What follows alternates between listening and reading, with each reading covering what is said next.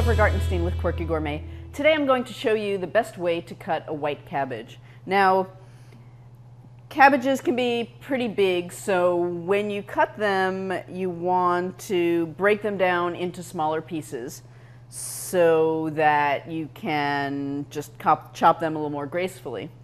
Now, a green cabbage is sometimes referred to as a white cabbage because as you get closer to the center, see, here's the green outer leaves. They get whiter, and they're definitely whiter than a red cabbage.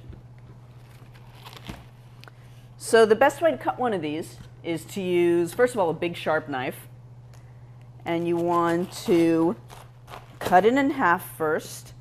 If you're using a really big cabbage, you'll probably want to cut it halfway around and then put the knife in and work the other way as well. But this one is a nice size to work with.